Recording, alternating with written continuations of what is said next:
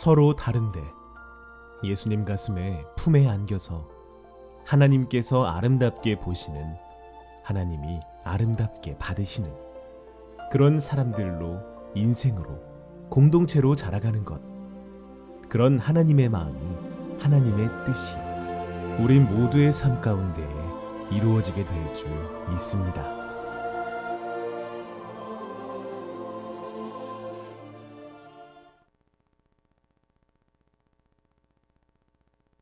2021년 12월 19일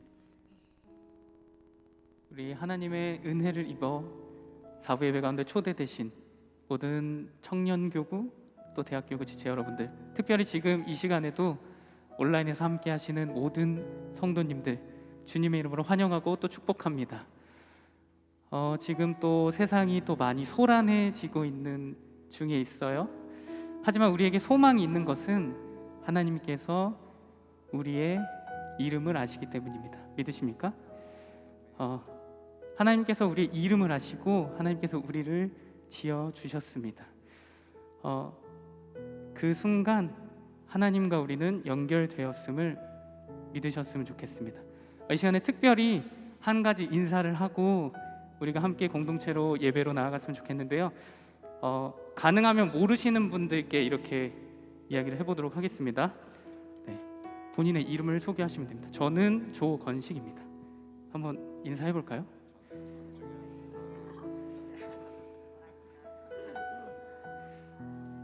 네. 혹시라도 또 멀리 계신 분들 계시면 한 번 더 인사해 보겠습니다. 저는 조건식입니다. 네. 이 시간에 우리가 이름을 나눴지 않습니까? 그럼 우리는 서로 이름을 아는 사이가 됐습니다. 이것으로 우리는 하나님 안에서 서로 연결되었습니다. 이 시간에 우리가 서로 연결되어서 우리가 서로 이름을 아는 사람들끼리 서로 축복하고 또 이 사람들을 기억하고 또 기도하며 함께 기쁨으로 찬양하며 이 시간 보냈으면 좋겠습니다. 우리가 그 마음 가지고 하나님께 영광과 감사의 박수를 함께 올려드리고 주님께 예배로 찬양으로 나아갔으면 좋겠습니다.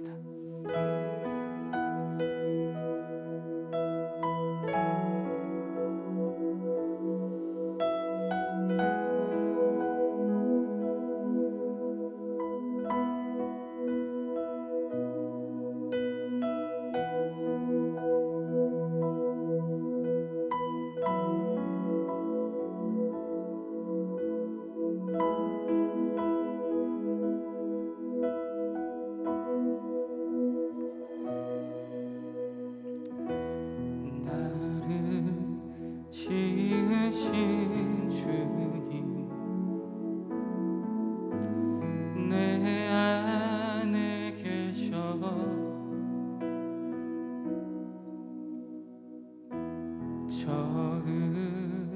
처음부터 내 삶은 그의 손에 있었죠.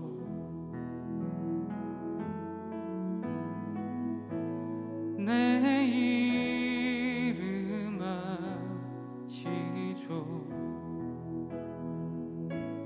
내 모든 생각도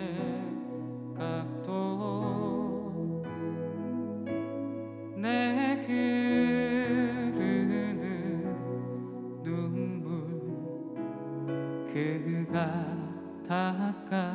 닦아주셨죠. 함께 마음으로 고백합시다. 나를 지으신 주님, 나를 지으신 주님, 내 안에 계셔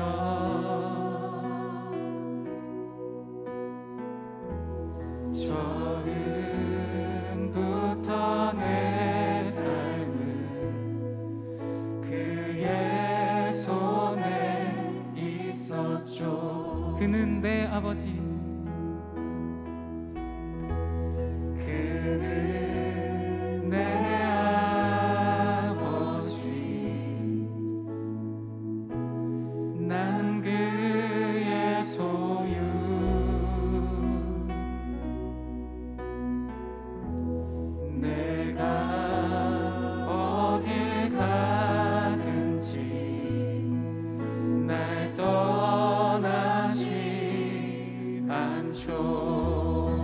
내 이름 아시죠?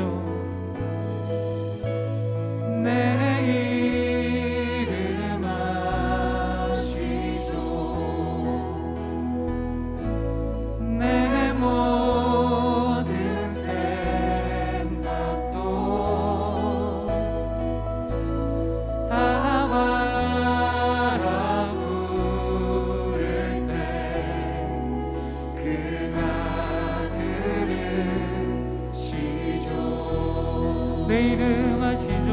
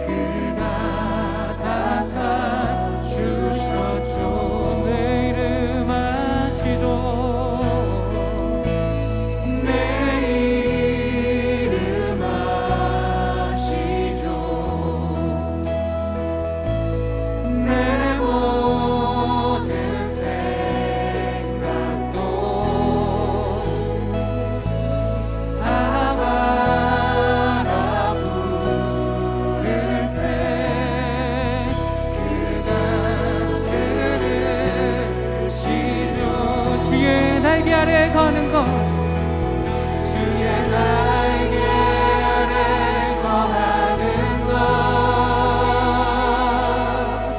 주의 임재 안에 거하는 것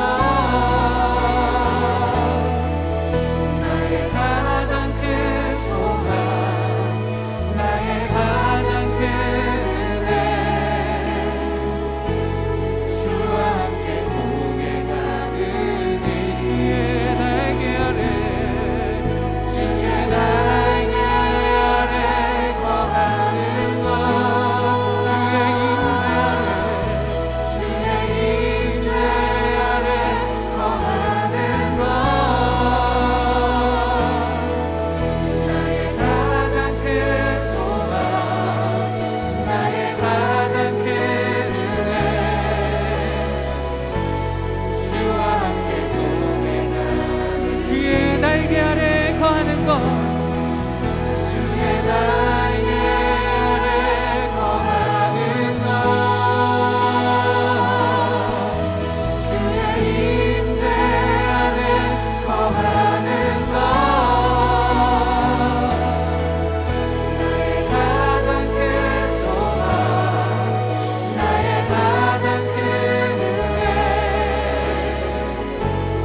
주와 함께 동행하는 주의 날개 아래 거하는 것 주의 임재 안에 거하는 것 나의 가장 큰 소망 나의 가장 큰 은혜 주와 함께 동행하는 나의 가장 큰 소망 나의 가장 큰 소망 나의 가장 큰 은혜 주와 함께 동행하느니 나의 가장 큰 소망 나의 가장 큰 소망 나의 가장 큰 은혜 주와 함께 동행하느니 할렐루야. 이 시간 우리를 부르시고 나의 이름을 하시고 나를 끝까지 다스리실 주님께 우리가 이 시간에 영광과 감사 박수 올려드립시다. 할렐루야. 아멘. 네. 우리 이 시간에 힘차게 박수하시면서 찬양하시면 좋겠습니다.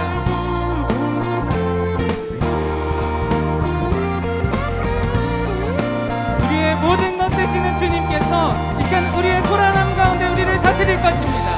산과 시내와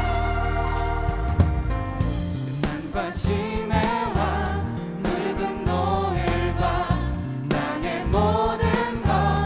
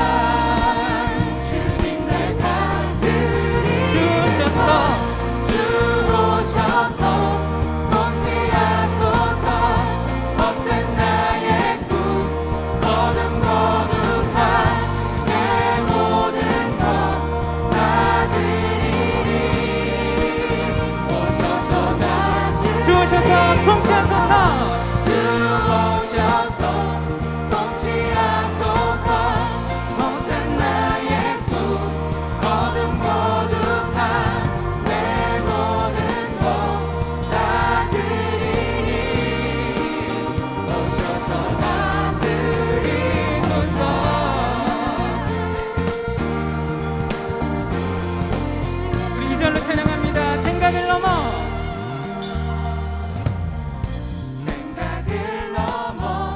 모든 말보다 나의 생활이 나라게 하소서. 세상 그 어떤 것보다 소중한 내 우리 한 번 더 고백합니다. 생각을 넘어 생각을 넘어 모든 말보다 나의 생활이 말하게 하소서. 세상 그 어떤 것보다 소중한 내 주님 나를 주셔서 주오셔서 통치하소서.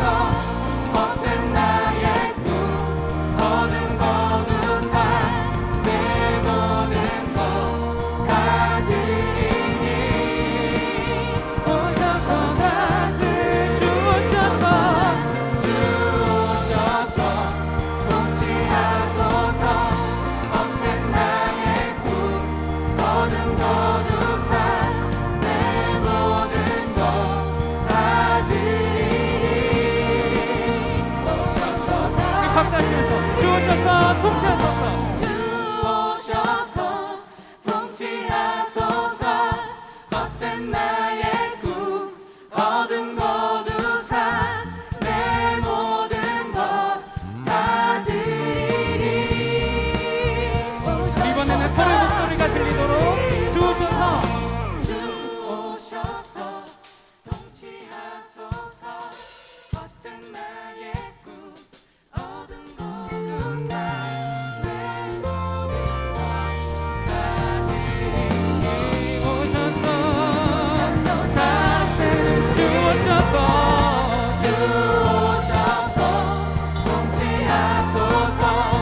헛된 나의 꿈 얻은 거두사 내 모든 것 가지리니. 오셔서 마지막으로 주오셔서 주오셔서 통치하소서. 헛된 나의 꿈 얻은 거두사 내 모든 것 가지리니. 오셔서 주오셔서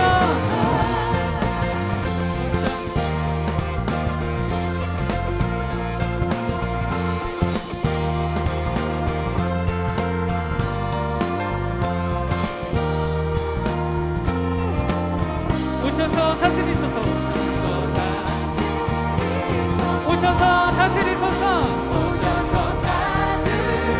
오셔서 다스리소서 오셔서 다스리소서.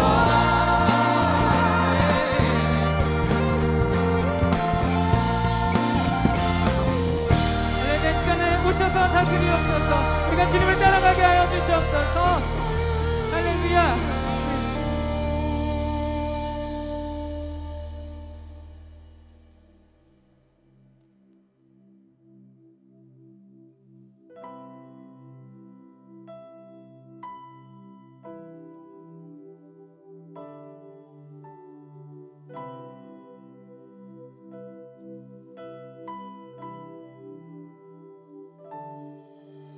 고난 중에 주 음성 들을 수 없다 해도 참된 진리 되신 주 나는 붙드네.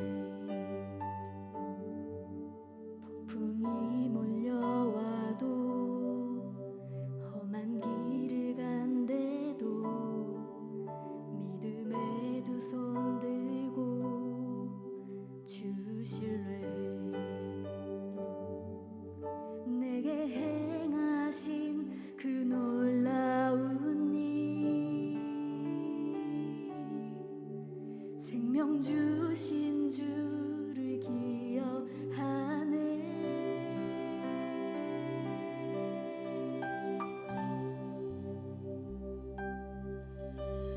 그 사랑이 내려와 날 자유케 하셨네. 영원히 나는 주님의 것. 골짜기에서 내 영혼 노래하네. 영원히 나는 주님의 것. 고난 중에 주 음성, 고난 중에 주 음성 들을 수 없다 해도 참된 진리 되신 주 나는 붙드네. 폭풍이 몰려와도 험한 길을 간대도 믿음에 두 손 들고 주실래. 내게 행하신 내게 행하신 그 놀라운 일, 생명 주신 주를 기억하네. 그 사랑이 내려와, 그 사랑이 내려와 날 자유케 하셨네. 영원히 나는 주님의 것. 산과 골짜기에서 내 영혼 노래하네. 영원히 나는 주님의 것. 그 사랑이 내려와, 그 사랑이 내려와 날 자유케 하셨네. 영원히 나는 주님의 것. 산과 골짜기에서 내 영혼 노래하네. 영원히 나는 주님의 것.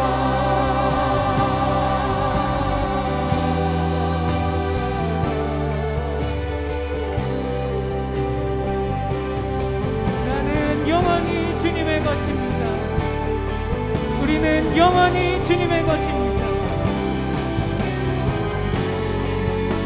우리 모든 것이 주님 안에 있고, 우리 모든 것이 주님과 함께 있기 때문에 우리가 주님의 믿음으로 나아갑니다. 주의 약속 이루어져, 주의 약속 이루어져 소망이 넘칠 때도 은혜로운 주 손길 느낄 때도 주를 향한 갈망과 겸손한 마음으로 믿음의 두 손 들고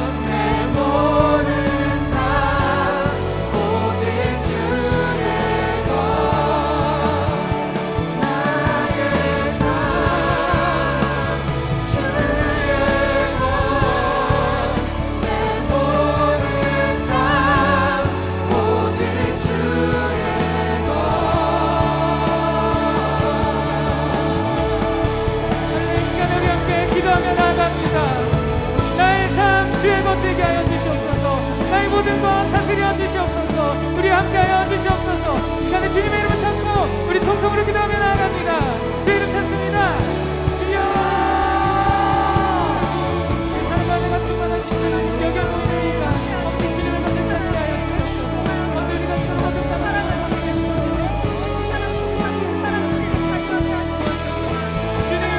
내 삶은 주의 것입니다. 나의 모든 것 이끌어 주시옵소서. 나의 모든 것 이끌어 주시옵소서. 주님 나와 함께하여 주시옵소서.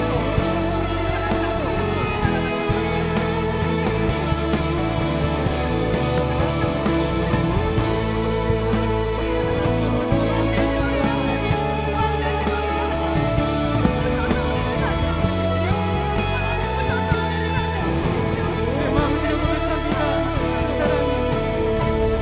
주 사랑이 내려와 날 자유케 하셨네. 영원히 나는 주님의 것. 산과 골짜기에서 내 영혼 노래하네. 영원히 나는 주님의 것. 주 사랑이 내려와 주 사랑이 내려와 날 자유케 하셨네. 영원히 나는 주님의 것. 산과 골짜기에서 내 영혼 노래하네. 영원히 나는 주님의 것. 평화의 왕이신 하나님 아버지, 주님의 자녀들이 크리스마스를 대망하며 거룩한 주일에 모여 경배와 찬양으로 영광을 돌리게 하시니 감사합니다. 그러나 함께 모여 예배에 참석지 못하고 인터넷 예배로 드려지는 청년 지체들, 주의 선하심과 인자하심이 충만한 이 시간 되게 하여 주시옵소서. 살아계신 하나님 아버지, 팬데믹 상황 속에서 시작한 2021년도 한 해도 2주 남아 있습니다. 올해 시작하며 계획하며 기도했던 모든 일들이 남은 기간에 잘 준비되며 이루어지는 시간들 되게 하여 주시옵소서. 하나님 아버지, 이 땅의 젊은이들이 성탄의 진정한 의미를 알게 하시옵소서. 더 이상 크리스마스를 육체적 쾌락과 괴로 삼지 않게 하시고 우리들이 먼저 깨어있게 하여 주시옵소서. 교회가 세상 풍조에 휩쓸려 가지 않게 하소서. 성탄의 주인공이신 예수님이 오신 그 뜻을 알고 하나님의 친밀한 교제 속으로 청년들이 나아가게 하시고 우리의 가정과 교회와 이 세상의 하나님 나라와 성탄의 기쁨이 넘치는 기쁨이 되게 하여 주시옵소서. 어려운 상황 속에서 하나님의 뜻이 무엇인지 순례하기를 하나님의 뜻에 주님의 방향으로 맞는 가는 우리 청년들이 되게 하여 주시옵소서. 십자가 지신 예수님을 따라가는 순종의 자녀들이 다 되게 하여 주시옵소서. 우리의 소망은 하나님께 있음을 고백합니다. 하나님, 안산 동산교회를 43년 전 개척하신 김인정 원로 목사님 사모님 은퇴 후에 건강 지켜주셔서 더욱 사역이 빛이 나게 하여 주시옵소서. 김성경 담임 목사님 성도와 기관들을 잘 이끌어 나갈 수 있도록 지혜와 은혜와 충만함으로 인도하여 주시옵소서. 주님, 이 시간 학습 입교를 받는 하나님의 자녀들 앞으로의 삶이 더욱더 풍성하여 주님을 경험하며 하나님 나라를 확장하는 귀한 일꾼들로 사용하여 주시옵소서. 예배 후에 이어지는 셀 모임을 통하여 각 공동체마다 주님이 함께 하시어 행복하고 풍성한 나눔이 있게 하여 주시옵소서. 말씀을 대언할 박영전 목사님을 성령 충만함으로 인도하시고 하나님 말씀을 가감없이 전할 때 성령님의 임재하심을 경험하는 시간 되게 하여 주시옵소서. 예배를 위해 수고하는 모든 지체들에게 섬김이 하나님의 은혜가 풍성하여 하여 주시옵소서. 오늘도 우리를 새롭게 하실 거룩하신 예수 그리스도의 이름으로 간절히 기도드리옵나이다. 아멘.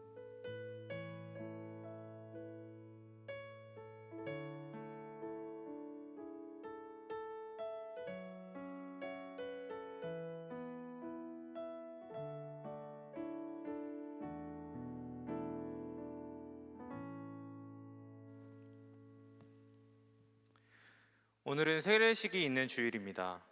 이제 담임 목사님께서 학습, 입교, 세례식을 진행하실 때 성도 여러분께서는 기도하는 마음으로 함께 해주시고 마음을 다해 축복해 주시기 바랍니다.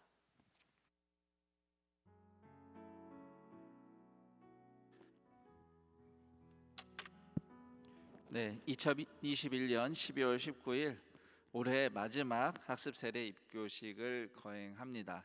성탄을 앞둔 주일에 학습 세례 입교식을 하게 돼서 참 기쁘고 감사합니다. 오늘 사부 런니 예배는 학습 그리고 입교하시는 형제 자매들이 있어요. 그래서 오늘 이분들이 이제 학습 입교인이 되시는 과정을 우리 온 교회가 함께 축하하며 기뻐하는 시간이 되기를 바랍니다.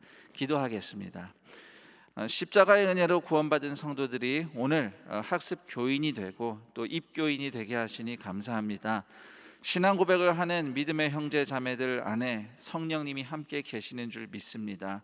성령님께서 그 고백과 서약이 진실되도록 함께 해주시고 또 온 성도들의 축복과 감사가 사랑이 충만한 예식이 되게 하여 주옵소서. 예수님의 이름으로 기도드립니다. 아멘. 학습식부터 거행하겠습니다.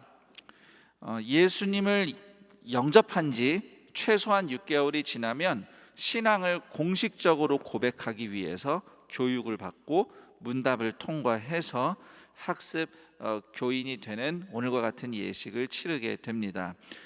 이제 학습 교인 되실 분들 제가 이름을 호명할 테니 본인의 이름이 들리면 예라고 답하면서 자리에서 일어나 주시기 바랍니다. 고주한, 예, 이청훈, 네, 최환영, 네, 권희정, 네, 김명순, 네.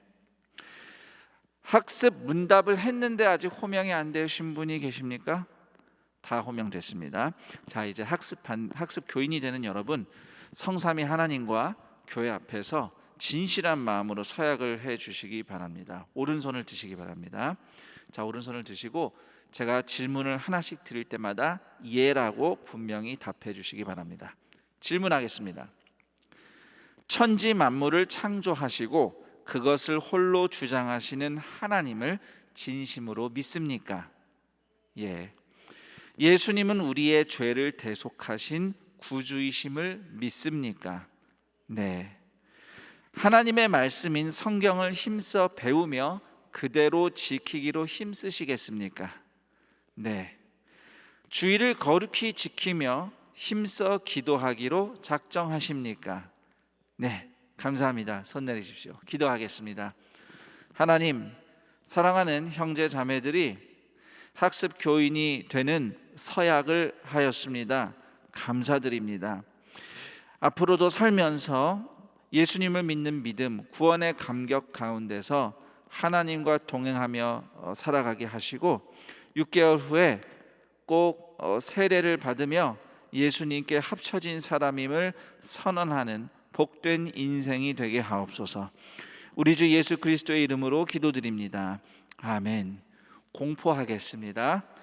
고주한, 이청훈, 최환영, 권희정, 김명순, 이들이 대한예수교 장로회 안산동산교회 학습 교인이 된 것을 성부와 성자와 성령의 이름으로 공포하노라. 아멘. 축하의 박수 부탁드리겠습니다. 네, 축하드립니다. 자리에 앉으시면 되겠습니다. 6개월 후에 꼭 세례식에서 다시 만나기를 기대하겠습니다. 자, 그 다음 입교식을 거행하겠습니다.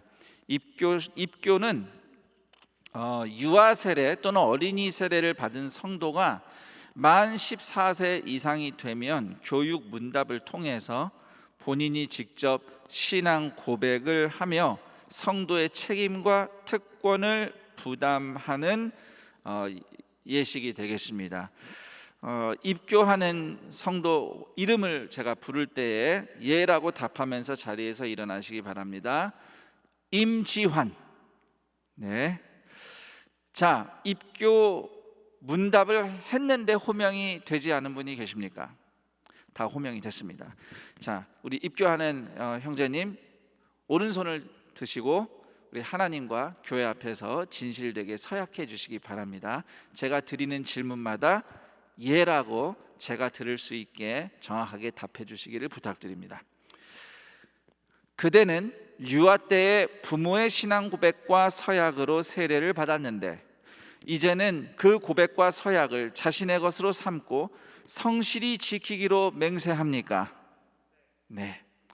그대는 자신이 하나님의 진노를 받아 마땅한 죄인인 줄 알며 그러므로 하나님의 크신 자비하심으로 구원 얻는 것만이 유일한 소망임을 아십니까? 네. 그대는 주 예수 그리스도께서 하나님의 아들이심과 죄인의 구주이심을 믿으며 복음이 말하는 대로 구원하실 이는 오직 예수뿐인 줄 알고 그분을 영접하며 그에게만 의지하겠습니까? 네. 그대는 지금 오직 성령의 은혜만 의지하고 그리스도를 따르는 자가 되어 그대로 힘써 행하며 모든 죄를 버리며 그의 가르침과 모범을 따라 살기로 작정하며 서약합니까? 네. 그대는 이 교회의 관할과 치리에 복종하고 교회의 깨끗함과 화평을 이루도록 힘쓰기로 서약합니까? 네, 손 내리십시오. 기도하겠습니다. 하나님 아버지 감사합니다. 부모의 신앙 고백과 서원을 계승하여 예수 그리스도에게 합쳐진 성도라는 신앙 고백을 하게 하시니 감사합니다. 예수님의 구원의 은혜와 능력이 인생의 모든 자리마다 나타나는 하늘의 복을 누리는 인생 되게 하옵소서. 우리 주 예수 그리스도의 이름으로 기도드립니다. 아멘. 공포하겠습니다. 임지환은 대한예수교 장로회 안산동산교회 입교인이 된 것을 성부와 성자와 성령의 이름으로 공포하노라. 아멘. 축하의 박수 부탁드리겠습니다. 네. 저기 잠시만 좀만 일어나 계시고요. 우리 앞서 학습 교인 되신 분들 한 번만 더 일어나 주시겠습니까? 예, 일어나셔서 몸을 돌려서 뒤를 돌아봐 주시면 뒤를 돌아봐 주시면은 우리 온 믿음의 형제 자매들이 손을 뻗어서 함께 축복하는 노래를 불렀으면 합니다. 당신은 하나님의 언약 안에 있는 축복의 통로, 함께 부르면서 축복하겠습니다. 당신은 하나님의 언약 안에 있는 축복의 통로, 당신을 통하여서 열방이 주께 돌아오게 되리. 당신은 하나님의 언약 안에 있는 축복의 통로, 당신을 통하여서 열방이 주께 예배하게 되리. 다시 한번 축복의 박수 부탁드립니다. 네, 축복합니다. 자리에 앉으시면 되겠습니다. 이상으로 학습 세례 입교식을 마치도록 하겠습니다.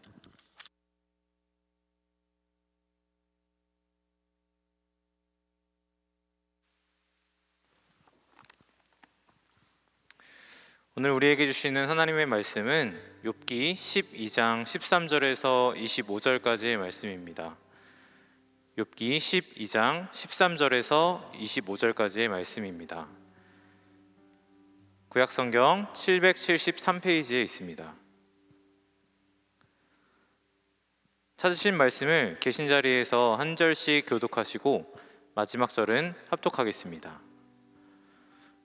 지혜와 권능이 하나님께 있고 계략과 명철도 그에게 속하였나니 그가 허르신즉 다시 세울 수 없고 사람을 가두신즉 놓아주지 못하느니라.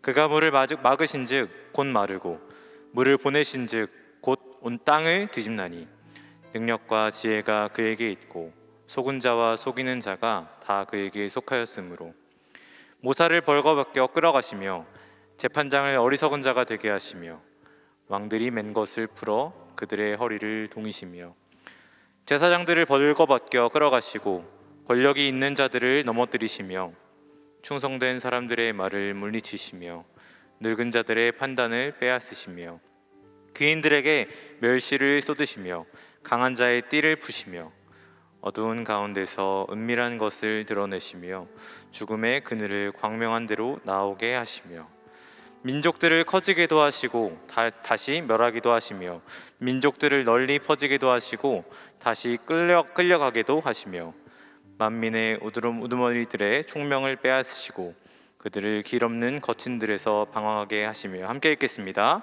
빛 없이 캄캄한 데를 더듬게 하시며 취한 사람같이 비틀거리게 하시느니라. 아멘. 이제 박용준 목사님께서 나오셔서 이해할 수 없는 하나님의 사랑이라는 제목으로 하나님 말씀 선포해 주시겠습니다.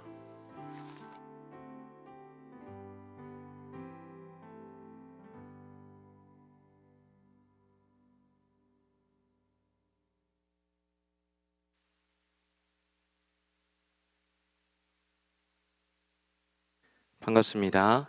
12월 19일 주일 4부 예배 현장과 온라인으로 함께 예배하고 계시는 성도님들을 주님의 이름으로 축복하고 환영합니다. 흔히 상대를 위해서 하는 말이라고 하지만 도리어 상대를 화가 나게 할 때가 있죠. 예를 들면 이런 거죠. 운동 좀 해. 그만 먹어. 그래야 살이 빠지지. 먹는 거 좋아하는데 살이 어떻게 빠져? 이렇게 조언을 한다고 하지만 도리어 상처가 되는 말들이 있죠. 운동하고 적게 먹으면 살 빠진다라는 말이 옳다라는 것을 모르는 사람이 있을까요? 운동 안 하고 많이 먹으면 안 된다라는 걸 몰라서 다이어트를 못 하는 걸까요? 다이어트를 해본 분들은 아시겠지만 안 먹고 운동해야 하는 것을 몰라서 살을 못 빼는 게 아닙니다. 제 이야기예요. 저마다의 인생의 무게가 있으니까 또 그런 거겠죠. 제 아내가 저를 보며 하는 말들이 다 이런 말들이거든요. 왜 살을 못 빼? 운동 좀 해. 적게 먹어. 옳다라는 이 말 한마디로 사람은 쉽게 변하지 않습니다. 하지만 빨리 변화를 만들고 싶은 마음에 옳다라는 말을 해줌으로 인해서 그 사람이 빨리 변하기를 원하지만 생각보다 그 말 한마디가 사람을 변화시키는 데는 굉장히 오래 걸립니다. 나는 옳고 너는 틀렸어 라는 식의 접근은 오히려 변화를 일으키기보다는 상처를 남길 때가 더 많이 있다는 것이죠. 오늘 욥기 12장은 옳은 것으로 답이 되지 않는다라는 의미가 담긴 욥의 이야기가 펼쳐지고 있습니다. 하나님은 이 욥을 칭찬하실 때 온전하고 정직한 사람, 하나님을 경외하며 세상에 그와 같은 자가 없다라고 할 정도로 칭찬하셨습니다. 그럴 만큼 온전한 사람이었겠죠. 그러나 어느 날 재산과 자녀와 모든 것을 잃어버리고 자신의 육체마저 성한 데가 한 군데도 없이 상해버린 겁니다. 든든하다고 확신했다고 생각했던 그 욥의 삶의 터전이 송두리째 흔들리게 된 것이죠. 욥이 이런 처지에 빠졌다는 소식을 듣고 욥의 친구들이 달려옵니다. 고통당하는 욥의 친구들을 위로해 줘야겠다는 마음으로 먼저 왔겠죠. 그리고 제 가운데 앉아서 자식들을 다 잃고 그 슬픈 마음으로 기와장으로 자기의 몸을 긁고 있는 이 욥의 모습을 보게 된 거예요. 얼마나 비참합니까? 친구들은 그 슬픔을 못 이기고 소리를 내면서 울면서 겉옷을 찢고 공중에 티끌을 날려 머리에 뒤집었습니다. 밤낮 이랫동안 땅에 앉아서 욥과 같이 함께 슬퍼하고 그 고통을 위로해 주고자 했을 겁니다. 그런데 딱 거기까지였습니다. 욥 자신이 살아있다라는 것을 한탄하면서 하나님은 왜 자신에게 이 죽음마저도 허락하지 않는지 한탄하자 항의를 하자 그러자 친구들의 태도가 돌변하는 거예요. 이 욥의 고통에 함께 슬퍼하던 모습은 사라지고 그 마음속에 있었던 그 거친 말들을 쏟아내고 있는 거예요. 친구들은 욥에게 하나님은 선한 자에게는 복을 주시고 악한 자에게는 벌을 주시는 분이라고 이야기합니다. 그러니까 욥이 겪는 고통은 그의 죄를 드러내는 것이라는 그 결론을 가지고 욥에게 쏟아붓고 있는 거예요. 그래서 욥에게 이렇게 이야기하는 거예요. 욥, 당신은 회개하고 돌이키셔야 됩니다. 그 은혜를 회개하고 돌이키실 때 은혜를 구하면 하나님이 당신의 죄를 용서하시고 환난 가운데서 구원하여 주실 것입니다 라고 마구마구 옳다라고 생각하는 말들을 쏟아내고 있어요. 간혹 신앙에 우리가 깊은 어떤 고민과 어려움을 만날 때 대화를 하죠. 그러다가 이런 사람들이 있어요. 다짜고짜 너 기도 안 해서 그래, 너 말씀 안 봐서 그래, 너 말씀 좀 봐, 이렇게 단정지어서 말하는 분들을 만나게 됩니다. 그러면 속으로 이렇게 이야기하죠. 나도 알아, 나도 기도해봤고 기도했는데도 답이 나오지 않는 걸 어떡하란 말이야. 말씀 봤어, 말씀 봐도 답이 안 주어지는데 어떡하냐는 말이야. 이렇게 속으로 되묻는 이야기들이 있죠. 옳고 그름을 말해달라는 것도 아니고 정답을 듣고자 이렇게 그렇게 말한 것도 아닌데 너무 답정너처럼 너무 쉽게 말하는 사람을 만나면 그 사람과 다시 대화하기가 굉장히 꺼려집니다. 정작 내가 어떤 상황인지, 내가 어떤 처지인지 어떤지도 모르면서 마치 자기는 다 옳고 자기는 다 알고 있는 것처럼 말하는 사람과의 대화는 정말 우리의 대화에 진을 빼게 되어지는 것이죠. 사실 답을 정말 모르는 경우도 있지만 우리가 살다 보면 정해진 답대로 A 다음에 B가 되고 B 다음에 C가 되어지는 이런 인생의 답이 그대로 적용되어지는 일들은 생각보다 많이 있지 않습니다. 어렸을 때 이런 질문들 많이 받으셨을 거예요. 어른들이 여러분들에게 너는 꿈이 뭐야? 라고 물으시죠. 그러면 그때마다 어렸을 때나 어른이 된 지금이나 꿈이 뭘까라는 명확한 답이 내려지기가 쉽지 않습니다. 구체적인 답을 내리는데, 이 질문에 대한 구체적인 답을 내리는데 참 어렵죠. 신앙의 경험이 쌓이고 하나님을 알아가는 연수가 쌓여져 가면 갈수록 우리는 무엇을 발견하게 되냐면, 내가 알고 있는 이 경험이, 내가 쌓아가고 있는 이 지식이 얼마나 좁고 내가 얼마나 한계가 많은 사람인지를 깨닫게 되는 거예요. 그리고 내가 알고 있던 이 경험이, 알고 있던 하나님을 안다고 말했던 이 지식이 인생에 내 그대로 적용되지 않는 것도 깨닫게 되죠. 유한한 우리가 하나님이 하시는 일을 다 알 수도 없고 전부 이해할 수 없다라는 것을 점차 깨닫게 되어지는 것입니다. 11장의 친구 소발이 이렇게 이야기합니다. 한번 욥기 11장 7절에서 8절 같이 한번 읽어보겠습니다. 같이 읽겠습니다. 시작.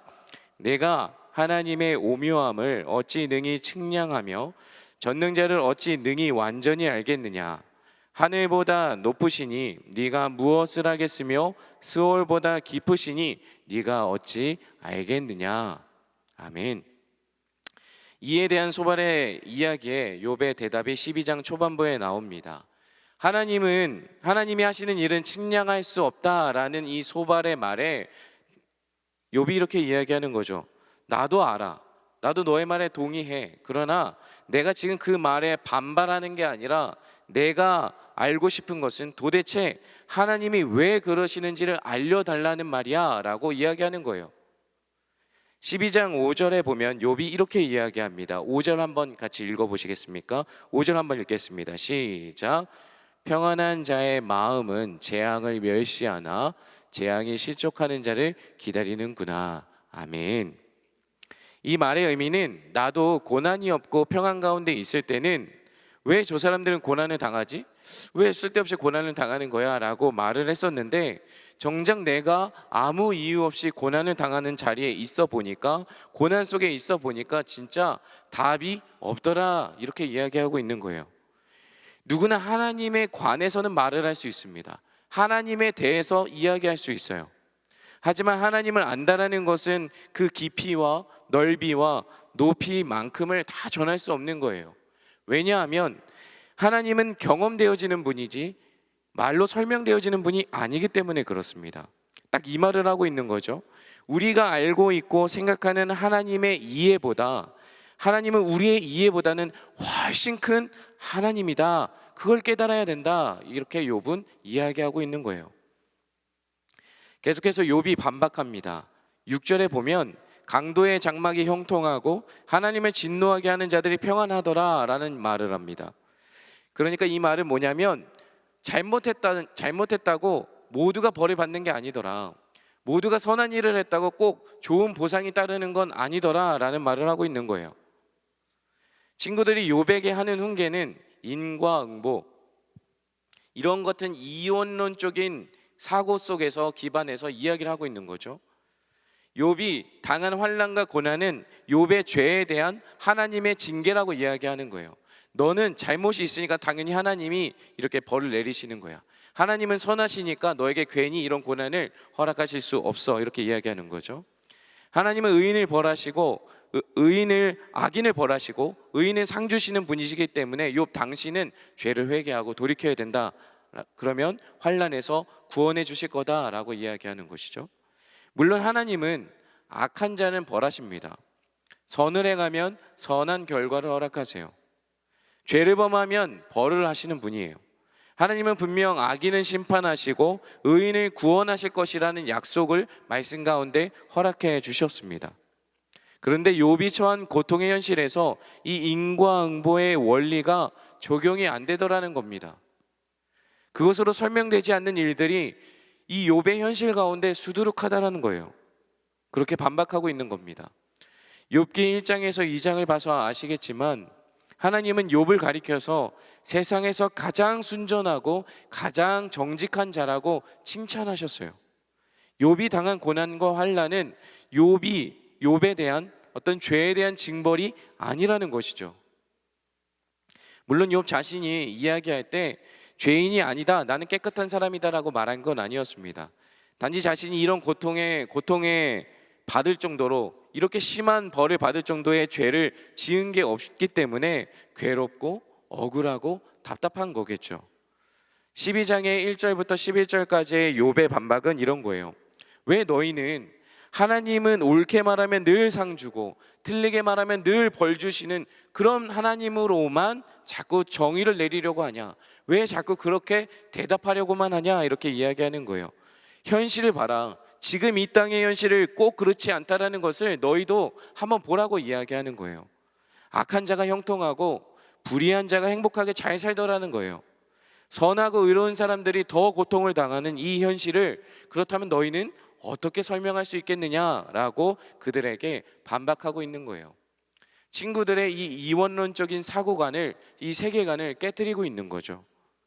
그리고 욥은 이렇게 반박합니다. 지혜와 권능이 하나님께 있고 계략과 명철도 하나님께 있다. 욥은 14절과 16절에서 이렇게 이야기합니다. 그가 허르신즉 다시 세울 수 없고 사람을 가두신즉 놓아주지 못하느니라. 사람이 개입할 수 없는 일이라고 이야기하는 거예요. 비가 내리고 비가 내리지 않게 하는 것, 속는 자나 속이는 자나 다 하나님께 속해 있어서 누가 속고 누가 속이든지 누가 승리할지는 하나님이 정하시는 것이라고 이야기하는 거예요. 사람이 정하지 못하는 일이라고 이야기하는 거죠. 천지를 운행하시는 분도 하나님, 이 하나님의 주권과 섭리를 인정하라라고 욥이 반박하는 겁니다. 17절과 21절을 한번 보면 한 나라의 지도자들이라고 불리우는 사람들이 나와요. 이 모사라고 하는 사람은 학식이 있고 지혜로운 사람을 뜻합니다. 죄송합니다. 세상에서 가장 지혜롭다고 하는 이 지혜를 가진 사람의 지혜를 뺏어가시는 분도 하나님, 정의롭고 공의로운 재판장도 어리석은 자로 만드시는 이도 하나님이시고, 나라의 가장 권력과 힘을 가진 이 왕, 백성을 억압하고 묶어두었던, 탄압했던 이 왕들이 도리어 묶임을 당하는 일도 하나님이 하시는 일이고, 가장 하나님과 가까운 자들이라고 일컬었던 이 제사장들이 벌거벗겨 끌려가는 수치를 당하는 이도 하나님이시고, 권력 있는 자를 넘어뜨리시기도 하는 이도 바로 하나님께 속한 일이다 라고 이야기하고 있습니다. 이것들을 통해 하나님이 전하고자 하시는 이야기가 무엇일까요? 본문에 나타난 지도자들 보면 일상 속에서 교만하고 자기중심적이어서 넘어지는 인간들의 모습을 보여주는 거예요. 자신이 가진 지혜가 최고라고 생각해서 다른 사람을 깔아뭉개고, 오직 자신의 인생은 자기가 답을 가지고 있다고 자랑하는 자들이 하나님에 의해서 무너질 수 있다는 거예요. 세상에서 권력만 가지면, 돈만 가지면 지혜만 가지면 얼마든지 누구든지 무너뜨릴 수 있고 가둘 수 있는, 그렇게 생각하는 자들이 넘어질 수 있다라는 거예요. 내가 계획하고 준비하면 얼마든지 욕심껏 세운 그것을 스스로 이룰 수 있다고 자만하는 그 모든 자들이 하나님에 의해서 무너질 수 있다라고 이야기하는 거예요. 인생의 질문의 답을 인간은 끊임없이 스스로 찾으려고 합니다. 문제되고 현상들에 대해서 인간이 가진 지혜와 정보로 자기가 추구하는 진리에 대한 다양한 정의들을 내리면서 살아가죠. 능력 있는 사람이라 할 때 우리는 누구를 생각하죠?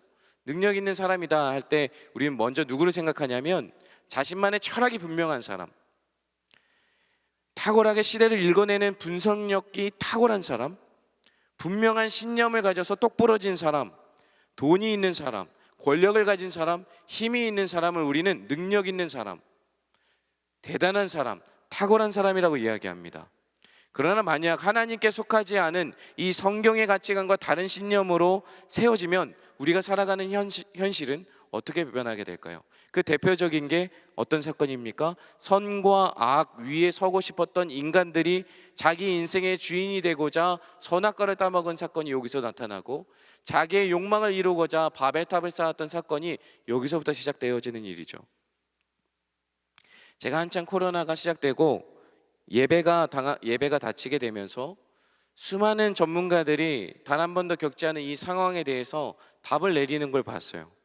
모두가 저마다의 답을 제시하시더라고요.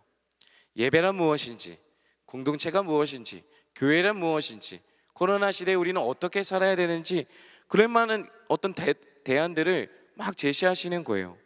그러면서 저도 이제 대학교구의 담당이니까 답을 생각하게 됐어요. 우리 청년들에게 무슨 답을 제시해야 될까? 우리 청년들에게 얼마나 탁월한 정보를 분석해서 명쾌한 답을 줘야 될 것 같은 부담감이 너무 많았어요. 그런데 고민을 할수록 답을 찾을 수 없다라는 그 무기력함을 만나게 됐고, 제 안에 그럴 만한 능력도 없다라는 것을 발견하게 되면서 좌절도 됐습니다. 답을 주지 못하는 것 같아서 참 미안했던 것 같아요. 그런데 시간이 지날수록 깨닫는 것이 있었습니다.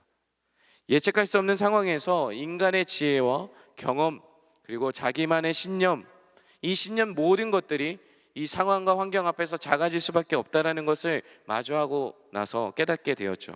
어떻든 답을 찾는 시도를 하지만 정작 하나님이 무엇을 원하시는지, 하나님이 원하시는 뜻은 무엇인지를 전혀 관심을 두지 못하고, 어떻게 하면 내 신념, 내가 옳다라고 말하는 그 답을 제시할까, 어떻게 탁월한 정보를 제공할까, 어떻게 탁월하게 정리된 답을 청년들에게 줄까만 생각했지, 하나님이 원하시는 뜻에 대해서 관심이 없었다라는 것을 깨닫게 되었습니다. 오늘 본문도 우리에게 말해주고 있는 거예요. 우리는 현실에서 일어나는 부조리함들, 억울함들, 무거움들, 그 고난과 환난을 해결하는 데 목적이 있습니다. 이걸 해결하고 싶어요. 그러나 욥기의 주제는 무엇이냐면 고난을 어떻게 해결할 것인가가 아니라 고난 중에 하나님이 얼마나 크신 줄을 기억하라, 깨달아라 라고 우리 욥기에서는 우리에게 이야기하고 있는 거예요. 하나님은 다만 옳고 그른 것을 판단하시는 하나님, 하나님은 상을 주시고 벌을 주시는 하나님, 열심을 다해 기도하며 응답하시고 기도하지 않으면 응답하지 않는 하나님, 내가 잘하면 격려하시고 못하면 혼내시는 하나님, 우리가 하나님을 외면하면 하나님도 우리를 외면하시는 하나님으로, 우리가 인과응보의 원리, 우리의 틀 안에서 이 하나님을, 그 하나님 안에서 내 생각과 내 이해 안에 갇힌 하나님을 만들어 버리는 것은 아닌가 생각해 보게 됩니다. 예수님을 믿는 사람들의 특징은 무엇이 있냐면 늘 옳은 선택을 해야 되고 늘 바른 선택을 하는 데 있다라는 것이 아니라는 거예요. 우린 그런 부담이 있습니다. 내가 그리스도인이니까 늘 옳은 선택을 해야 되고 늘 바른 길을 가야 된다라고 생각하죠.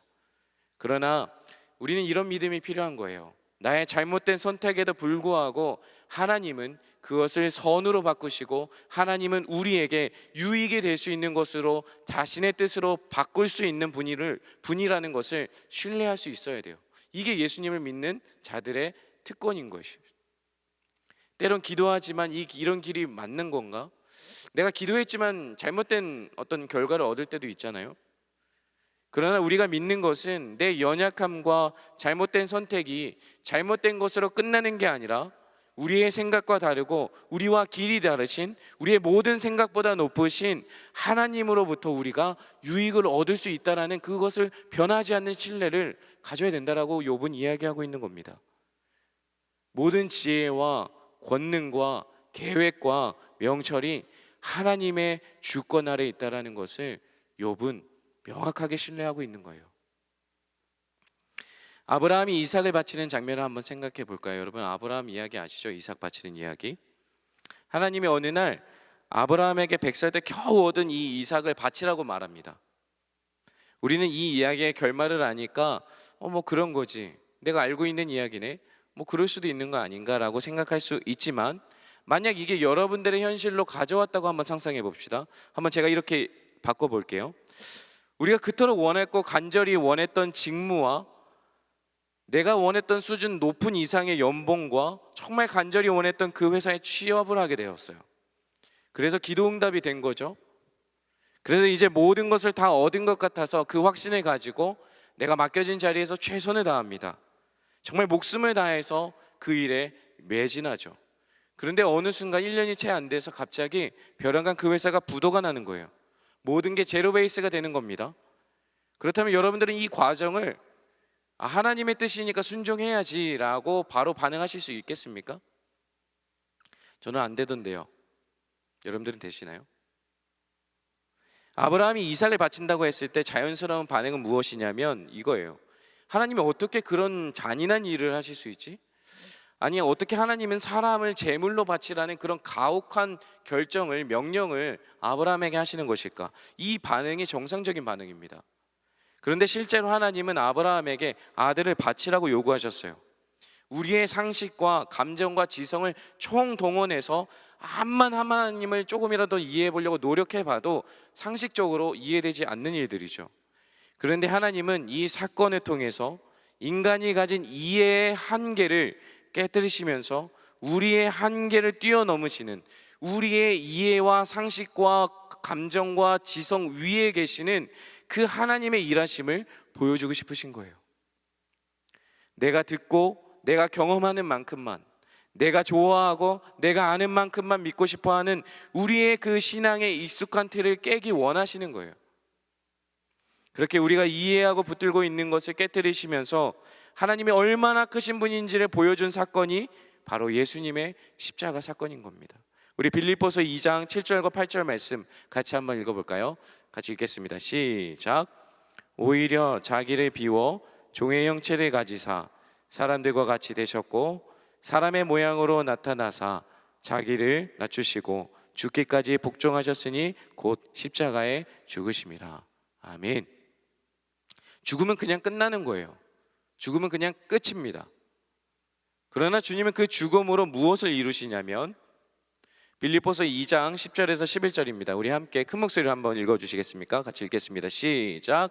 하늘에 있는 자들과 땅에 있는 자들과 땅 아래에 있는 자들로 모든 무릎을 예수의 이름에 꿇게 하시고 모든 입으로 예수 그리스도를 주라 시인하여 하나님 아버지께 영광을 돌리게 하셨느니라.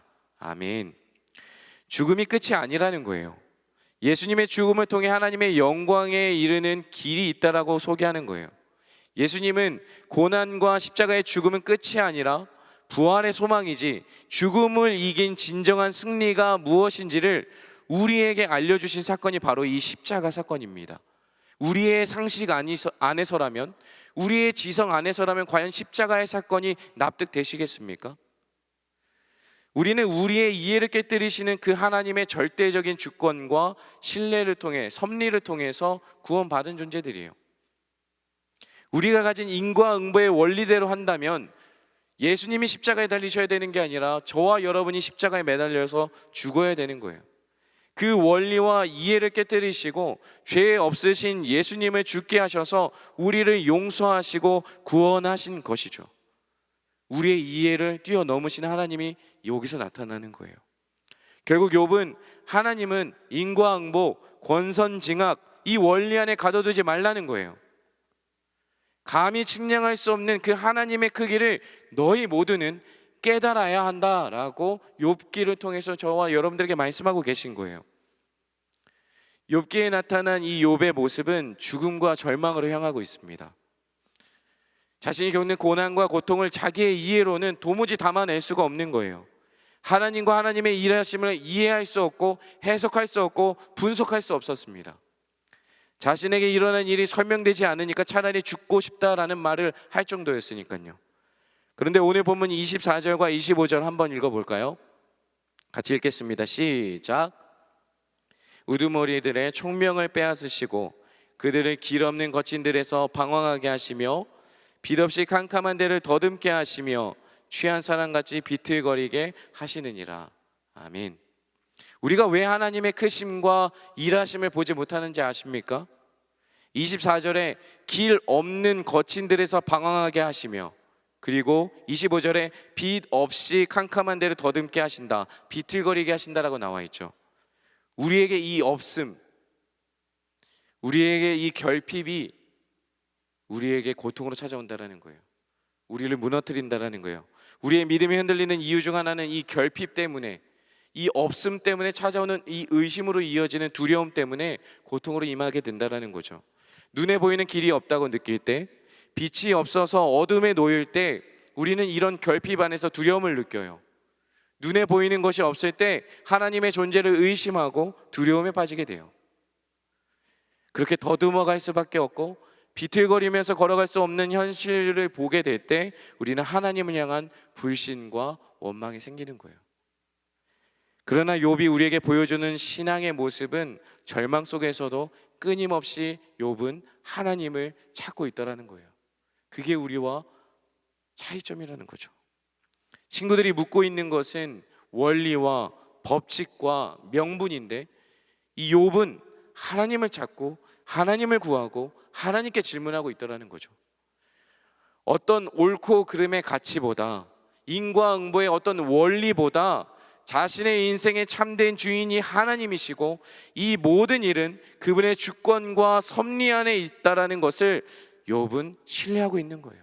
그걸 붙잡는 거예요. 이 싸움을 하고 있는 거예요. 사랑하는 청년 여러분, 무엇을 붙잡고 싸우시겠습니까?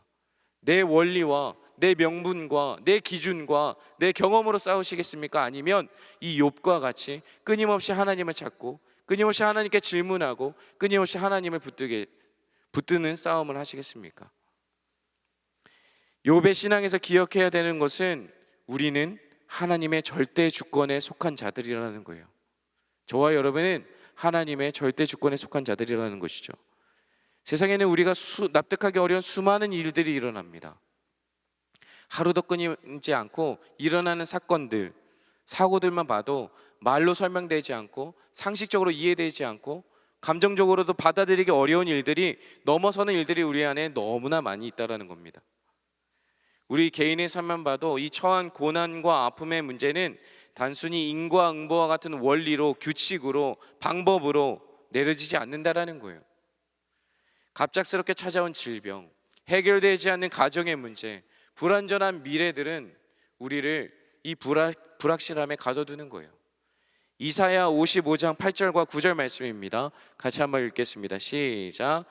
이는 내 생각이 너희의 생각과 다르며 내 길은 너희의 길과 다름이니라. 여호와의 말씀이니라.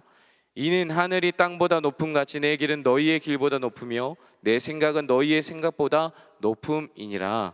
아멘. 이 이사야의 말씀처럼 하나님과 인간의 길은 다르고 하나님의 생각과 유한한 인간의 생각은 다르다라는 겁니다. 그래서 제한된 시간과 제한된 공간 안에서 살아가는 인간은 모든 것을 탁월하게 분석한다 하더라도, 너무 많은 정보의 양을 가졌다 할지라도, 그것을 다 계산한다고 하더라도 이 한계가 있다라고 이야기하는 거예요. 마찬가지로 욥이 그들에게 반박하는 것은 이거예요. 하나님과 욥 자신이 인격적인 관계 안에 있다라는 것을 욥은 계속해서 주장하는 거예요. 그 믿음이 있다라는 것이죠. 내가 당한 모든 일에 대해서 나는 하나님을 찾을 것이고 순간순간 하나님의 뜻을 여쭐 것이고 하나님의 말씀에 내 삶을 자꾸만 비춰보면서 그 고난 중에서도 하나님과 관계 맺기를 포기하지 않겠다라고 이야기하는 거예요. 욥은 끊임없이 그 하나님의 주권에 집중하고 매달리고 있습니다. 인격적인 관계가 최우선이고 인격적인 관계가 모든 것이라고 믿고 있는 거예요. 친구들은 자신의 이해와 신앙의 틀 속에서 하나님을 제한하고 있지만, 욥을 가두려고 하고 있지만, 욥에게 그 고통의 자리는 철저하게 하나님의 임재와 그분의 주권과 권능을 담아내는 자리가 되고 있었던 겁니다. 이제 말씀을 맺겠습니다. 탕자의 비유를 알고 계실 겁니다. 아버지의 모든 재산을 탕진하고 돌아온 둘째 아들을 위해서 살찐 송아지를 잡아서 잔치를 벌이는 이야기입니다.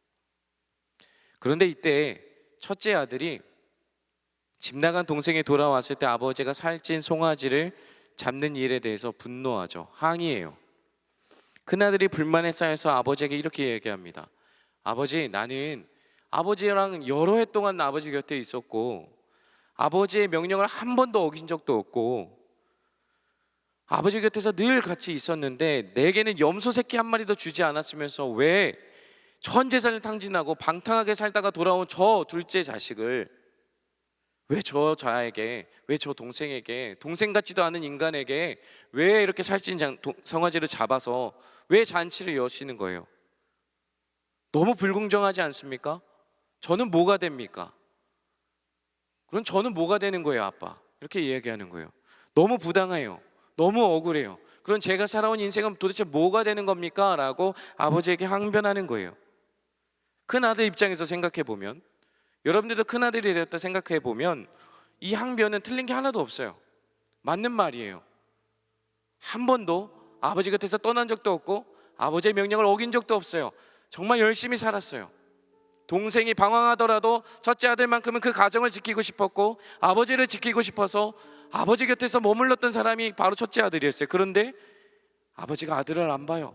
아버지가 나를 보지 않는 것 같아요. 아버지가 나에게 관심이 없는 것 같아요. 너무 서운하고 섭섭한 게 당연한 거죠. 억울하죠. 분노가 치밀어 오릅니다. 아버지를 향한 큰아들이 주장하는 것은 동생과 비교했을 때 나는 옳습니다. 아버지, 당신께 나는 옳아요. 아버지는 옳고 그름이 좀 틀리신 것 같아요. 나는 옳은데 아버지는 좀 잘못되셨어요. 그 기준과 원칙을 봤을 때 아버지가 하시는 일은 너무 부당한 일입니다. 그래서 억울하다는 거죠. 우리는 어쩌면 이 큰아들과 같은 상황일지도 모르겠어요. 내가 이렇게 기도했는데, 내가 이렇게 예배했는데, 내가 하나님 곁을 한 번도 떠나지 않았는데 왜 내 기도에는 응답하시지 않고, 왜 내 삶에 이렇게 초라하며, 왜 내 삶에는 고난이 끊이지 않으며 고통이 멈추지 않는 겁니까? 하나님, 억울합니다. 분합니다. 오히려 예수 안 믿는 사람들이 더 잘 사는 모습이 나를 너무 괴롭게 하고 억울하고 분합니다. 하나님이 느껴지지 않는 순간이 우리에게도 찾아오죠. 인생의 계획과 그림이 다 무너지고 그것을 경험하는 순간 우리는 하나님이 느껴지지 않고 하나님이 보이지 않아요. 내 삶에 진짜 함께하고 계신가 의문이 듭니다. 그런데 누가복음 15장 31절과 32절에 이 아버지가 이 아이의 항변을 듣고 이렇게 이야기합니다. 같이 한번 읽어볼까요? 같이 읽겠습니다. 시작. 아버지가 이르되 예, 너는 항상 나와 함께 있으니 내 것이 다 내 것이로되 이 내 동생은 죽었다가 살아났으며 내가 잃었다가 얻었기로 우리가 즐거워하고 기뻐하는 것이 마땅하다 하니라. 아멘. 탕자의 비유를 통해서 예수님이 들려주고 싶은 마음은 무엇이었을까요? 그것은 바로 믿음과 사랑입니다. 선과 악, 옳고 그름, 어떤 규칙을 넘어선 아버지 하나님의 진짜 사랑을 보여주고 싶었던 거예요. 창기와 오울로 전 재산을 탕진한 이 탕자도, 둘째 아들도, 방황하지 않고 착실하게 아버지 곁을 지켰던, 충성스럽게 도왔던 큰 아들도 너희 모두가 내 아들이야, 내가 사랑하는 너희는 내 아들이야 라고 말해주고 싶었던 거예요. 욥이 발견한 것도 이와 같은 거예요. 까닭없이 겪게 되는 자신의 고통과 고난이 하나님이 얼마나 원망스러웠겠습니까? 하나님이 얼마나 이해 안 됐겠습니까? 얼마나 하나님 이건 부당하다라고 외치고 싶었겠습니까? 그러나 욥은 아는 거예요. 옳고 그름이나 인과응보와 이 권선징악의 원리로만 하나님은 절대로 끝내지 않으시는구나. 아버지 하나님은 우리가 겪는 모든 고난과 고통 속에서 우리의 인격적인 관계를 원하신다라는 것을 욥은 발견한 겁니다. 그래서 우리를 향한 하나님의 이해할 수 없는 그 사랑을 보여주신 사건이 십자가예요. 그 사랑을 알 때 우리는 그 사랑 안에 거할 때 우리는 절대 흔들리지 않아요. 하나님은 선하시고 하나님은 신실하시다. 내가 다 이해할 수 없지만 하나님은 신뢰합니다. 하나님은 신실하십니다라는 믿음의 고백이 내 상황과 상관없이 내 감정과 상관없이 터져 나올 수 있는 거예요. 왜요? 예수님이 우리에게 말도 안 되는 사랑을 보여주셨기 때문에, 우리의 이해로는 도저히 감당할 수 없는 사랑을 보여주셨기 때문에 그렇습니다. 박영선 목사님이라는 계신데 그분이 쓴 고난이 하는 일이라는 책에서 여러분들과 함께 나누고 싶어서 인용해 왔습니다. 제가 읽어드릴게요. 고난은 잘못에 대한 응징만 있는 것이 아니라 우리를 흔들어서 다음으로 나아갈 길이 있다라는 것을 알려줍니다. 다시 한번 읽어드릴게요. 고난은 우리의 잘못에 대한 응징만 있는 것이 아니라 우리를 흔들어서 다음으로 나아갈 길이 있다라는 것을 보여줍니다. 사랑하는 여러분, 고난은 우리의 삶을 흔들어 깨우기도 합니다. 고난은 우리의 삶을 때로는 고통스럽게도 합니다. 매를 때리고 심판하는 것이 하나님의 궁극적인 목표는 아니에요. 아까 이야기했지만 하나님의 궁극적인 고난을 주시는 목표는 그분의 사랑의 교제를 회복하시기 원함입니다. 우리가 다음으로 나아갈 길이 어디예요? 예수님의 완전한 사랑과 그 부활 생명을 영원토록 그분과 누리는 삶이라는, 그 다음으로 나아가는 발걸음을 알려주시는 겁니다. 얘야, 너는 항상 나와 함께 있으니 내 것이 다 너의 것이란다. 하나님은 그 절대 주권과 섭리 안에서 자신의 것을 우리에게 내어주셨습니다. 자신의 전부이신 예수님을 우리에게 내 것이라고 주셨어요. 그분께 붙들려 있을 때 어떤 고난과 풍랑이 올지라도 우리는 흔들리지 않을 수 있는 거예요. 우리의 영혼은 그분께 있을 때 안전한 겁니다. 우리 인생의 주인이신 하나님이 나의 한계와 이해를 뛰어넘는 측량할 수 없는 사랑을 보여주셨어요. 독생자 예수 그리스도, 자신의 전부를 내어주신 그분의 생명이 그분의 것이 우리의 것이 되었어요. 얘야, 너는 항상 나와 함께 있으니 내 것이 다 너의 것이야. 그래서 우리는 어떤 고난과 풍랑 가운데 있을지라도, 도무지 이해되지 않는 상황 한복판에 있을지라도 하나님의 주권을 붙드셔야 되는 겁니다. 하나님의 주권을 붙드셔야 됩니다. 그분의 섭리를 인정하셔야 됩니다. 그분이 나보다 높으신 걸 인정하셔야 돼요. 내 생각보다 나았다라는 걸 인정하셔야 됩니다. 우리의 모든 법과 관념과 원리와 기준과 이해와 상식을 뛰어넘어서 하나님을 아는 자리, 하나님의 자녀로 살아가는 명예로 살아갈 용기와 믿음, 그 기쁨을 누리시는 저와 여러분이 되기를 주님의 이름으로 축복합니다. 아멘. 우리 이 시간 같이 자리에 일어나서 찬양하면서 나아가겠습니다.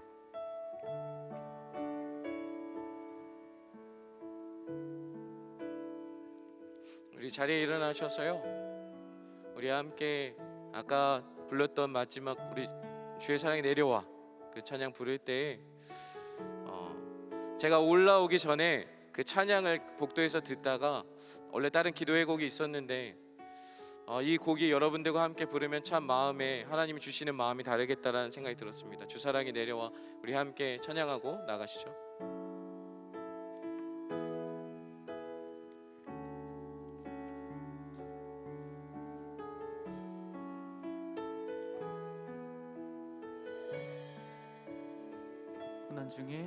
고난 중에 주음성 들을 수 없다 해도 참된 진리 되신 주 나는 붙드네.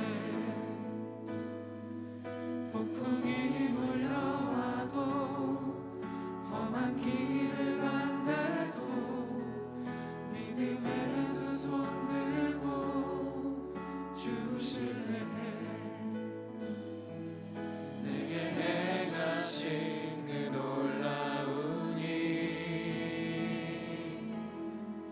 생명 주신 주를 기억하네.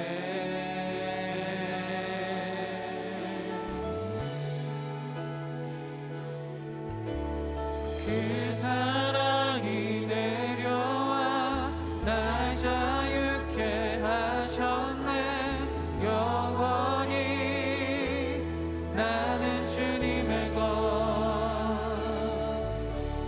산과 골짜기에서 내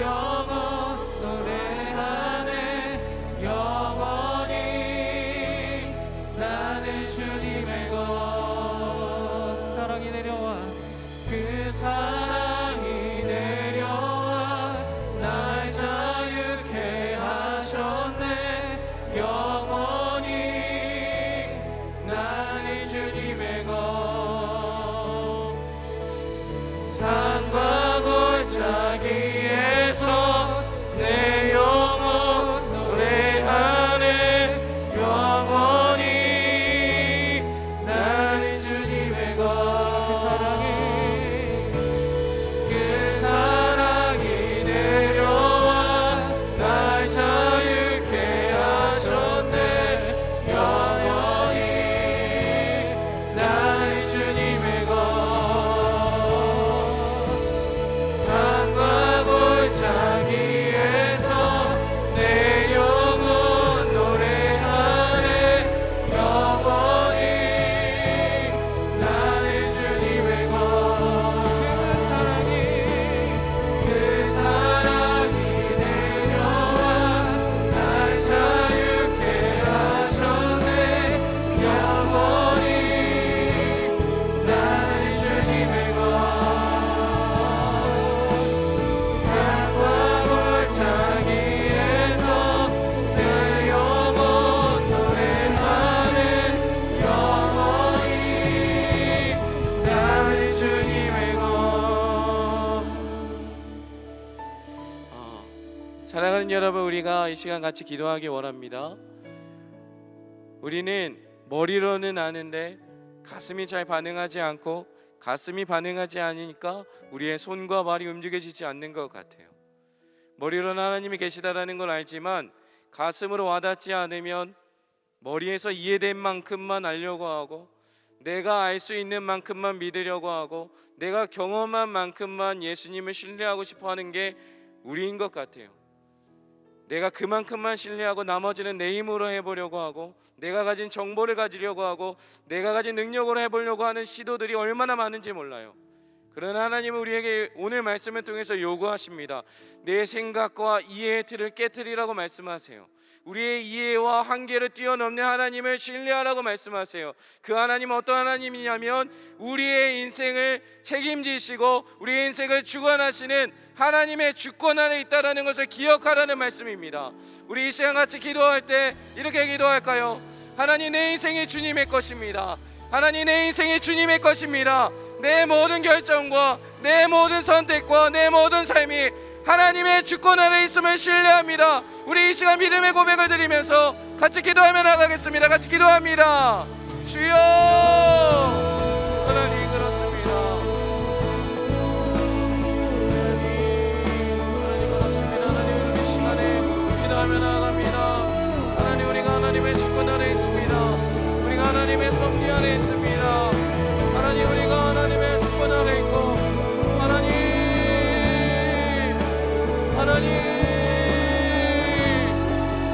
우리가 하나님의 주권이 안에 있습니다. 하나님의 선택에, 하나님의 선택과 하나님의 섭리 안에 있음을 신뢰합니다. 내 삶이 이해되지 않는 나지만 내가 이제껏 경험하지 않은 이 상황, 도저히 납득되지 않는 이 마음도 하나님은 나보다 깊으십니다. 하나님은 나와 다르시기 때문에, 하나님은 나보다 생각이 크신 분이기 때문에, 내 이해와 내 생각보다 내 삶보다 훨씬 크신 분이기 때문에 하나님 그렇습니다.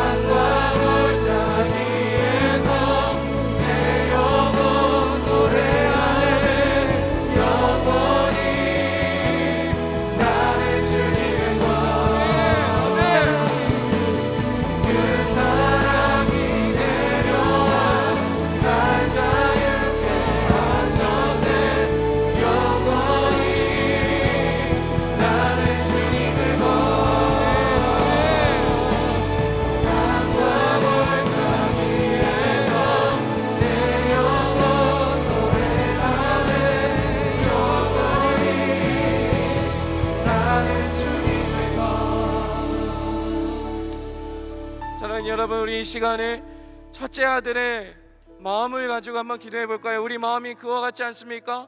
하나님, 나 진짜 신앙생활 열심히 했는데, 나 진짜 기도 열심히 했는데, 나 정말 누구보다 하나님 사랑했는데 왜 내 삶은 이렇게 이해되지 않는 일 투성이고 해결되지 않는 문제들 투성이고 도저히 납득될 수 없는 문제들 투성입니까? 그때 우리의 중요한 관점이 있다고 했죠. 문제를 해결하려는 자리가 아니라 욥처럼 하나님을 끝까지 붙잡고 하나님을 놓지 않는 싸움을 해야 된다는 거예요. 우리는 문제 해결이 중요하다고 문제 해결에만 초점이 맞춰져 있지만 정작 하나님을 쫓고 있지 않다는 것을 발견해야 됩니다. 하나님이 우리에게 뭐라 말씀하십니다. 얘야, 너는 항상 나와 함께 있으니 내 것이 다 너의 것이야. 하나님 우리에게 약속하셨어요. 자신의 전부를 여러분들에게 주셨어요. 그게 여러분 것이라고 말씀하셨어요. 우리는 그 사랑을 누리시면 됩니다. 그 사랑 안에 있을 때 우리 안에 온전한 치유가 일어나고 회복이 일어나며 하나님의 주권이 회복되는 줄 믿습니다.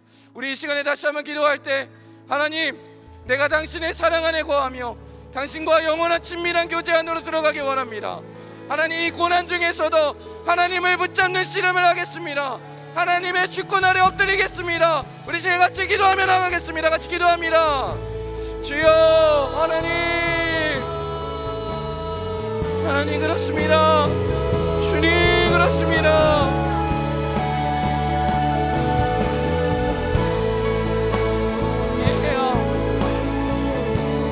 너는 항상 나와 함께 있으니 내 것이 다 너의 것이야. 너는 나와 함께 있으니 나의 것은 다 너의 것이야. 하나님 우리에게 약속하셨습니다. 하나님 우리에게 약속하셨습니다. 자신의 전부를 주신 것을 약속하셨습니다. 그분 안에 거할 때 우리는 안전합니다.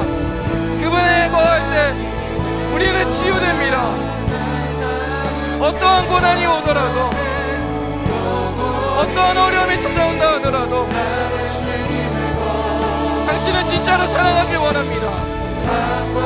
하나님을 사랑하길 원합니다. 하나님을 사랑하기 원합니다.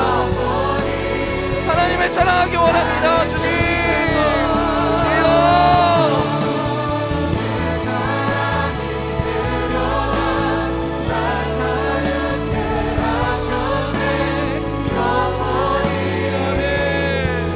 아멘, 그렇습니다. 우리는 주님의 것입니다.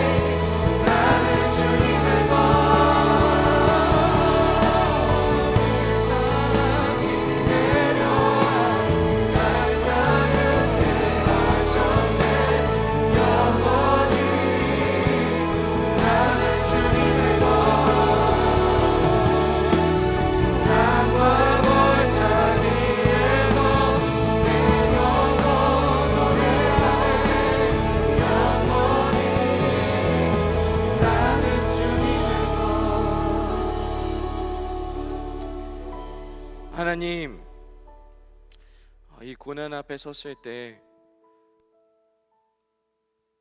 내가 잘못한 것만 떠오르고, 내가 못한 것만 떠오르고, 내가 실패한 것만 떠올라서 모든 게 내 탓인 것 같고 내 잘못인 것 같아서 마치 하나님의 징계처럼 아프기만 한 고난 앞에 섰을 때가 참 많이 있었습니다.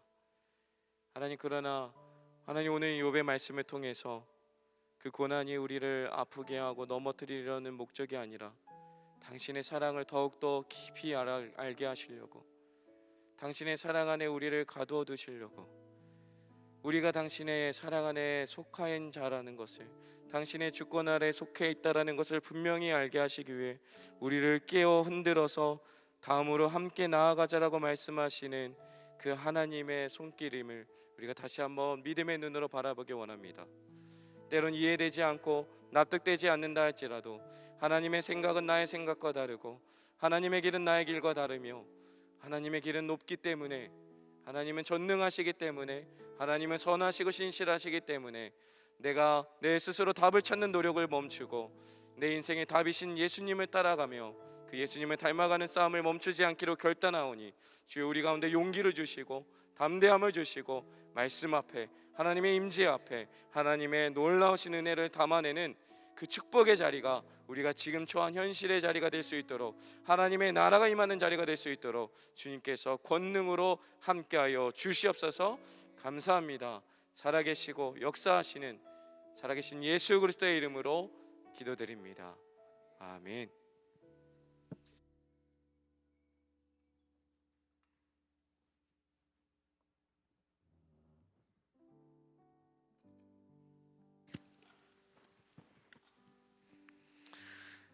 하나님의 주되심을 누리는 사부 런예배에 온라인으로 또 오프라인으로 함께 하시는 여러분들을 주님의 이름으로 환영합니다. 먼저 오늘 예배를 처음 들으셨거나 그동안 들으셨지만 오늘 예배를 들으시고 교회에 등록하기 원하시는 분은 지금 송출되고 있는 교회 번호로 연락 주시면 교회와 신앙생활에 대해 안내 드리도록 하겠습니다.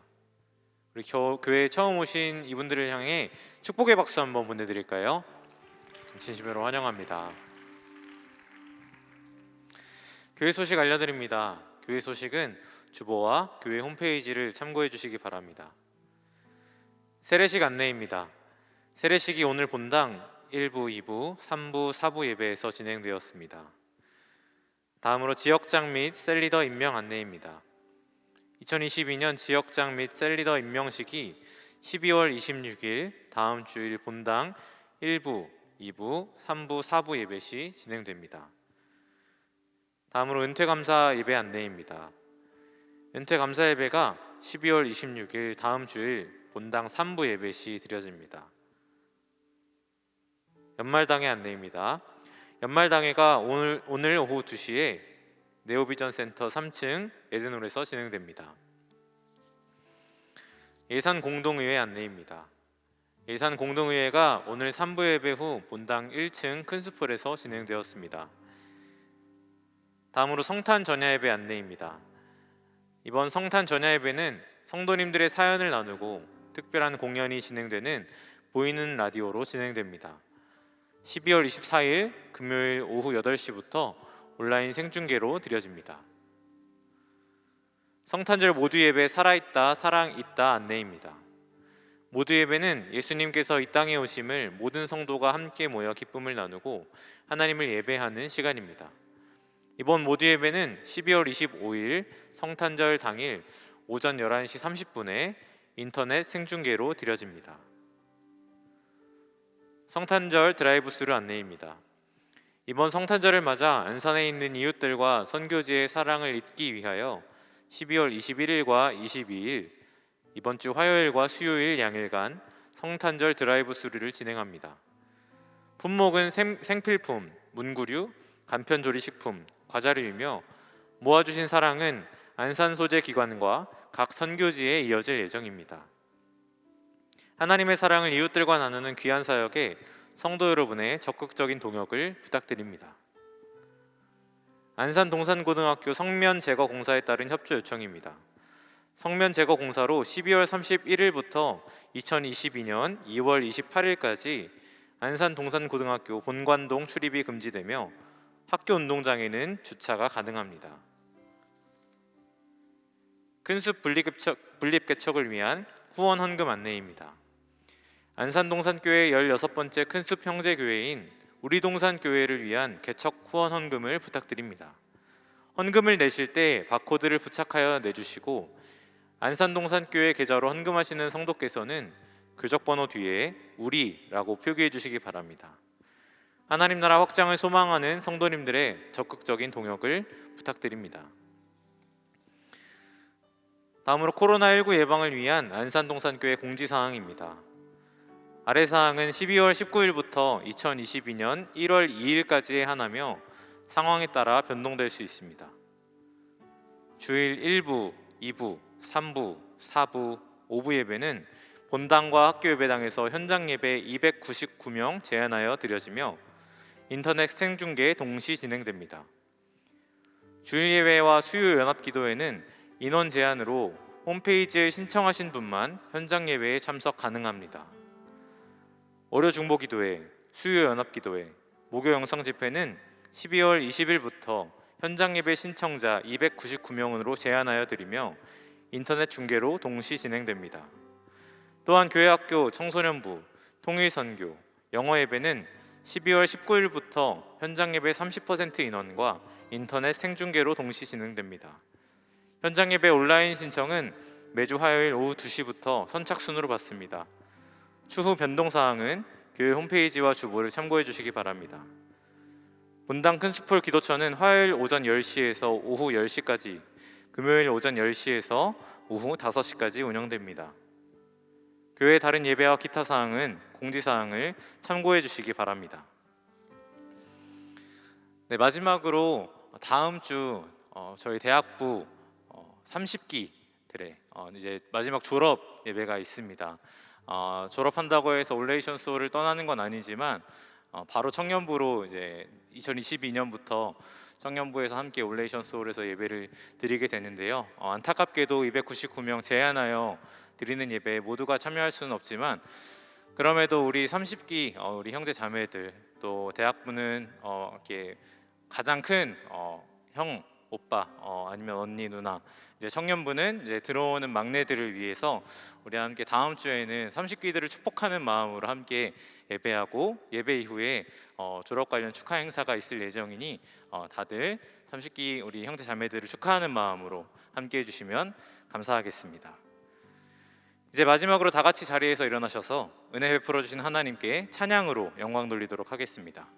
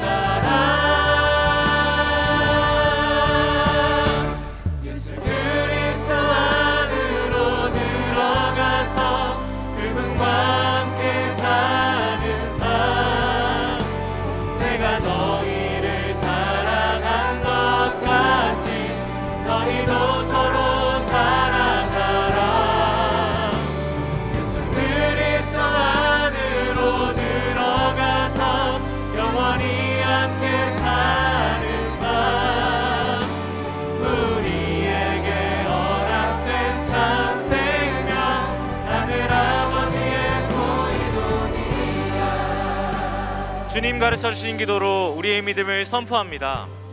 하늘에 계신 우리 아버지여, 이름이 거룩히 여김을 받으시오며 나라가 임하시오며 뜻이 하늘에서 이루어진 것 같이 땅에서도 이루어지이다. 오늘 우리에게 일용할 양식을 주시옵고 우리가 우리에게 죄 지은 자를 사하여 준 것 같이 우리 죄를 사하여 주시옵고 우리를 시험에 들게 하지 마시옵고 다만 악에서 구하시옵소서. 나라와 권세와 영광이 아버지께 영원히 있사옵나이다. 아멘. 우리 하나님의 주되심을 믿고 고백하는 우리 좌우 양옆에 있는 성도분들을 향하여서 함께 축복하며 나아가겠습니다. 서로 사랑하라 서로 사랑하라 서로 사랑하라 서로 사랑하라 서로 사랑하라 서로 사랑하라 서로 사랑하라 서로 사랑하라.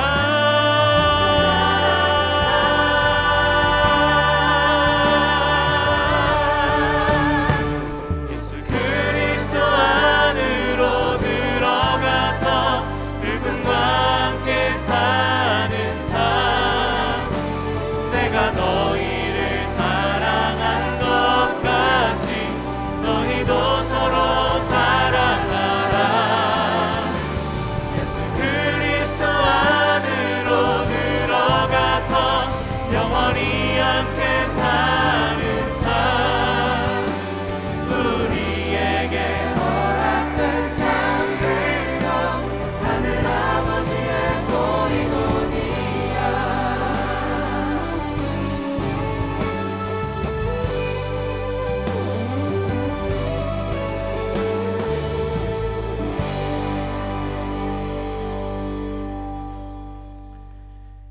우리 주 예수 그리스도의 은혜와 하나님 아버지의 사랑과 성령님의 교통하심이 어떠한 고난과 풍랑 속에서도 절대적인 하나님의 주권을 신뢰하며 도저히 이해할 수도 측량할 수도 없는 하나님의 크시고 높으신 그분의 사랑 안에 거하기를 결정하는 모든 청년들 머리 위에, 교회 위에, 세상 위에 이제부터 영원토록 함께 있을지어다.